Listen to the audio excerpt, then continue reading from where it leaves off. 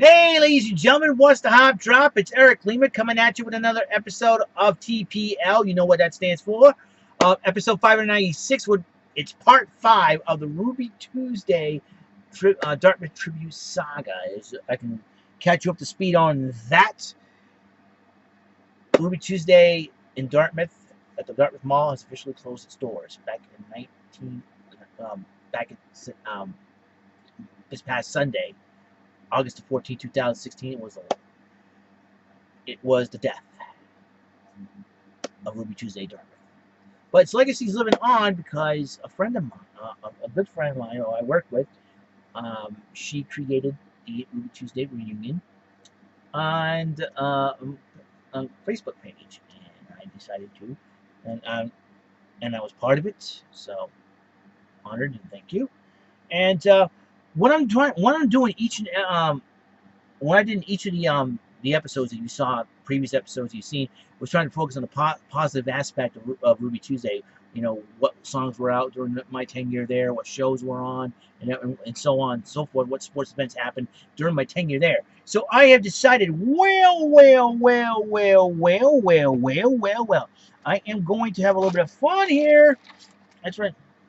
I'm going to have a little bit of, I'm going to have a little bit of fun here with my trusty TPL board. These are all the events that have happened so far because I trying to write them all down, and you know, with my trusty journal here, and I decided to write down some of the most significant events that happened during my time. Of course, 1995 was the year I started working at Ruby Tuesday. 24, I got hired. My sister's recital at the Tenure Theater that year. She was dancing for Paula Perry dance school at the time. So Paula Perry was a friend of my aunt's and my cousins, Tiffany and Brienne, who also was part of that ballet. Not my aunt, but my two cousins were. 22nd of 1995, Rocky Point. Final trip to Rocky Point, by the way. It was the fourth and final trip with my youth group. And gotta say, you know, it was a really bittersweet moment because after that, it shut down for good. Yeah, Rocky Point, man, missed that. My eldest foster sister Kathy, her dedication party happened on '96. Everybody, including my ex-crush and her then boyfriend, showed up at the time, so it was kind of awkward, but it was really cool. One of my father's co-workers, Helio, had a wedding shower. I was going to dance with one of the girls, and I kind of got my eye on, but my father says, nope, we got to go. Party pooper! That's my father for you. And my first softball game I attended, I was the catcher for Ruby Tuesday. Versus Attleboro, we lost 13-12. It was a heck of a game. That same year, I graduated high school, which is pretty good. And went to my friends, Matt and Randy's wedding for the very first time. My ex-crush and her then boyfriend were part of the wedding party. And that's probably one of the reasons why I asked to be part of the wedding party, and they did turn me down. But I still won't attend that party because they're my friends, and I support them anyways, Matt and Randy, so I want to thank them. My Uncle Tad's, the 21st of June, was my Uncle Tad's wedding. He got married to my Aunt Tammy. And the funny part is the reception, oh, Lord. They played Oasis's Wonderwall over and over and over and over again. Makes me want, you know, and now that lyric is in my head. Today is going to be the day everybody's going after you. By now, I tell you somehow, realize what you gotta do. I don't need anybody just the way I do. I got you now. I feel like going, somebody shoot me, please. Play some 80s music, for God's sakes, man. Use some Survivor Search is Over or something, man. Or you spin me around my freaking Dead or Alive. My God. I feel like going, my God, my head. Come on, stop with that song already. Jeepers. All right. I had a couple of Christian skate nights that year as well. Before I got to that, the 28th, the week after, we had a special service going on, and that's when I made my drumming debut in my church. First time drumming a service, so it was pretty good. Two Christian skate nights. One that happened in '96, the October the 14th, and Veterans Day that year, '96. Also, in 1996, I had a part-time job at Burger King in Dartmouth because Ruby Tuesday at the time wasn't giving me the hours I needed. So worked part-time there until, um, let's see. Oh boy. Hold up, hold up, hold up, hold up. Uh,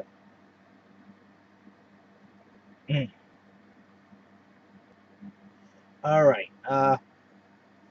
Let's see as I erase some of the stuff here. Okay. Okay. Couple Christmas skate nights, Drummond debut, Burger King, and now the first annual. Okay, the 22nd of December was the first annual Christmas party at the Wonder Bowl, which is a few blocks from this house, anyways. The Wonder Bowl is not that far from this house, and I gotta tell you, I had a great time. I was really nervous. At first, I originally didn't want to go because everyone was gonna be drinking and hooping it up and then going to do crazy stuff. And I was only what 19 years old. And I'm only a fresh faced kid at the time. So, but they said to me, "Yeah, you should go. You should go." I said, "Fine, fine, I'll go." And since I don't drink, you don't have to worry about it. You're too young to drink anyway. So I'm like, okay, I'll go. And I just, I think one drink of Coca-Cola, I'm out on the dance floor like a freaking lightning bolt. Boom! I was the king of the dance floor that time, and so I danced with one of my crushes at work, Carolyn. I had a crush on her. She's now married. Very beautiful young lady. I danced with her to Mariah Carey's "I Don't Want to Cry." I always wanted to do that. So I was like, I finally got to dance with a girl I have a crush on. And it was something. It was something. And her then boyfriend did not mind at all. What did I tell you? Some people are really cool guys. Another Christmas skate night that day. I think it was Christmas vacation. I think it was another Christmas, and I think that was 1997. All right, and also there was another Christmas party at Moose Lodge. Another girl I had a crush on, Shelby. I danced with her with "Since I Will Come to You." Love that song so much. And because I was doing more dancing, more grooving, and I kind of had the George Clooney look at the time back in the day, unfreaking believable, right? And so that was cool. And then the year 1998, I kind of changed my life completely. And then that was the year I went after for my license. Um, the 25th of 1998, got my own room. Finally got my own room here in the basement. It's been here. I've been here the 25th of January 25th, 1998. Would you believe that? If you don't believe it, then shut your mouth, jabronis. Uh, and so I get to watch raw wrestling now. I got TV and cable and everything. Got VCR. I got a double deck VCR now with DVD recorder, VCR combo. I'm a nutcase of this. So, all right. And this is the other date that changed my life. The 29th of May, 1999. I got my driver's license that year. All right. Remember, this is all the stuff that happened in my life, my real life. This is real life stuff, not on TV or anything like that. Outside of Ruby Tuesday, actually not outside of work, but it happened during my tenure at Ruby Tuesday, during the time I worked there. So I got my driver's license now, and I was called Dork on Wheels by Jeremy. God rest his soul. And for the July the 10th, 9th, 10th, and 11th, for the very first time, I went to the Whalen City Festival in Solo Matters. That's solo, and it was pretty good too. I watched a lot of wrestling, Yankee Pro Wrestling, and then a couple of friends. One of my friends in church, and she's the twin sister. She's the sister-in-law of my good friend Jason Esposito, who got me the job at Ruby Tuesday. She got married that year, but things didn't go out as well as planned. Alrighty then, a lot more. The 12th of June 2001. I'm in 2001. The year 2000, nothing significant ever happened at that point. It just changed. Like, oh my God, the computer's gonna go back, and all that good stuff. 2001, I got my Game Boy Advance at the time, and so it was pretty cool. I had a 2-week vacation that year, and the invasion happened that year, and yeah.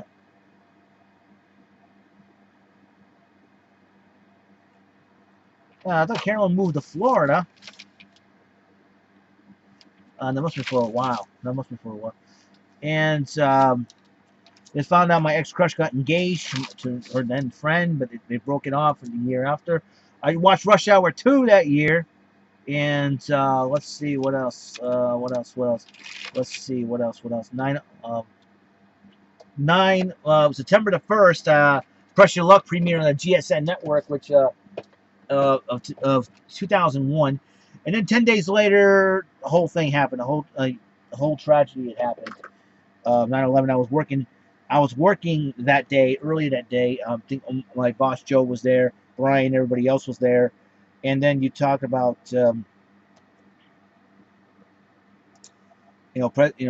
everything that's happened. It was a plan. It was caused by terrorists and all that. I remember getting out at 1:30 that day because it was so slow, because I think for everybody was freaking out, and yeah, I got out at 1:30 that day. It was really really crazy. The just let's see.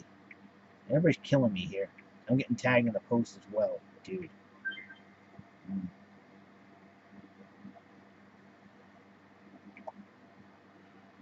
All right, hold on there. I got a couple. I got a couple. I got a couple. I got a couple.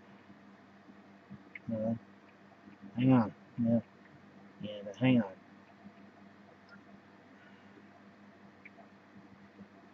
And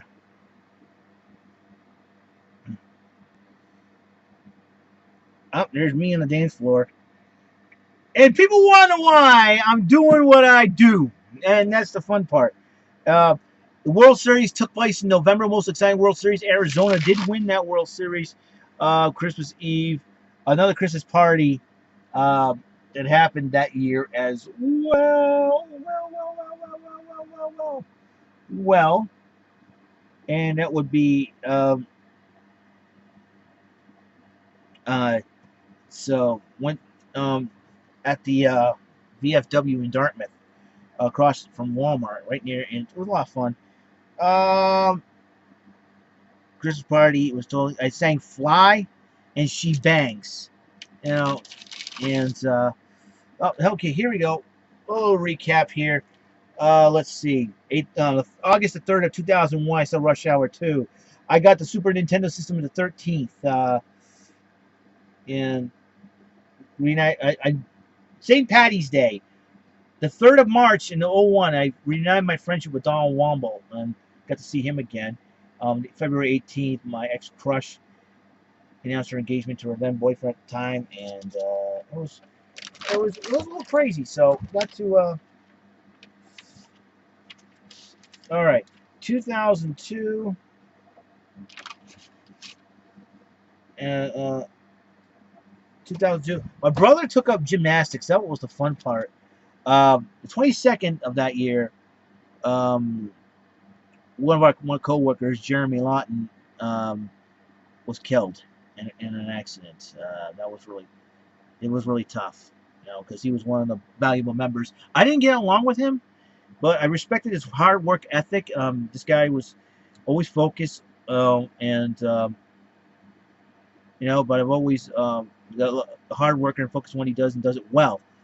But it was Long Island, and I got lost last time when I was in Long Island as well, so I didn't want to do that. So some 17-year-old punk kid completely ignored him by hitting him. So that so rest in peace, Jeremy. I know you're up, you're somewhere in a better place where my self-enjoy won't bother you. So,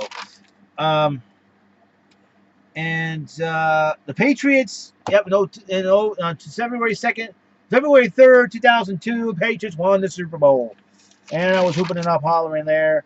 And let's see, in the ninth, of Power Rangers Wild Force premiered, and I was going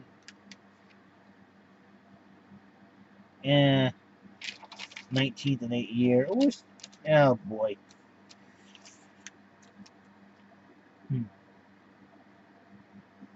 My sister Jaira came home in 2002, and yeah, yeah, There was another big change. July the 1st, 2002, Joe Munger was gone. He was my general manager at the time, and Mike Patine filled in and everything else. So was the new manager at the time. And then later on that year, Chris Vieira became the guy in charge. Uh, went to the Wales City Festival July 12th to the 14th of 02. Got a Sony PlayStation in 2002 as well. And the I got the original NES, the tab. I had all my video game systems taken away from me earlier on when I was a young teenager, like 13, 14, until we moved, until I got the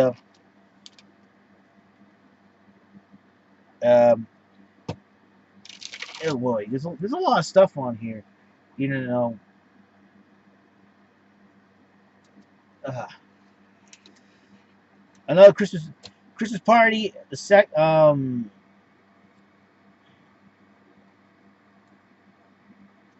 and December 10th, 2002 was another Christmas party. Um,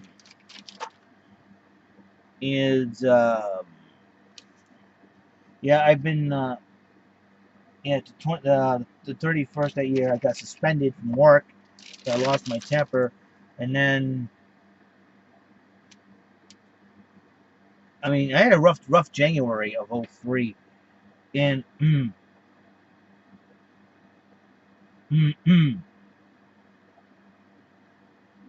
and I was having a rough day that day, and I spilled the beans to one of my friends about getting suspended. So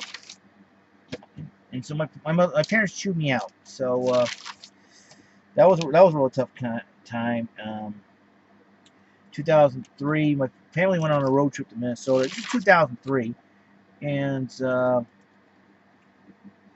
I see if there's any more significance. Uh, mm, Son of a biscuit monkey. Mm,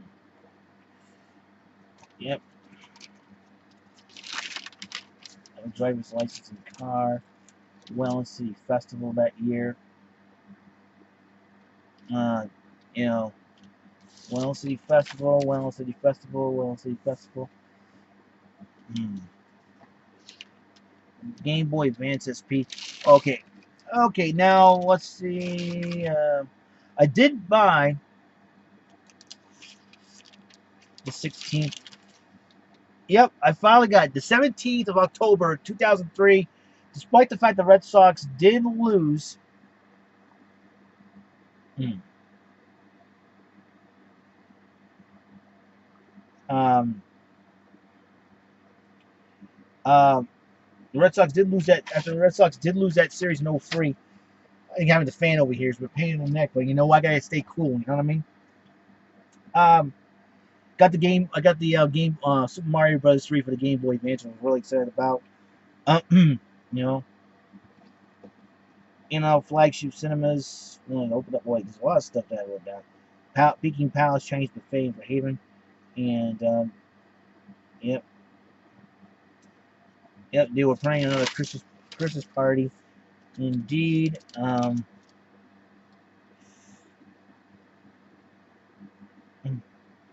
Yep. I gave myself so many nicknames in this journal.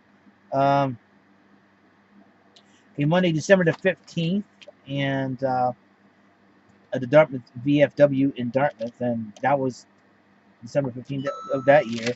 It's just crazy. Oh boy.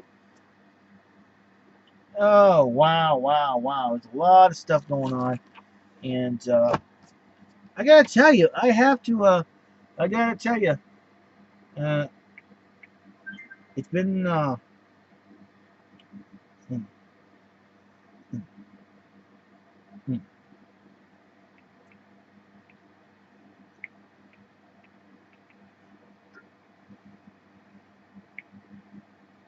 And it's been, like I said, it's been a heck of a ride, really, and a lot of stuff that went on in my life. It was a most surreal thing ever, and it's like I said, there's so many things that happen in my life. I'm like hammering it. So my apologies, folks. Unbelievable. So, but all right, and on my last episode, my last part of the saga, I will give shout outs to people and thank yous as far as the Ruby Tuesday Dartmouth crew is concerned. So be unaware of that, and then I'm going to try to put a picture montage together of dedicated to all my friends there. So I want to thank you for all the time. It's all the time we have on this show. Remember now, use your head. Don't do stupid things. Remember, coolness is the essence of a happy person. Gotta go. It's about 6:30.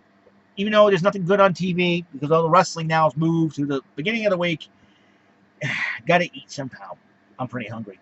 So see ya. Goodbye. Thank you, and see you next episode of 597.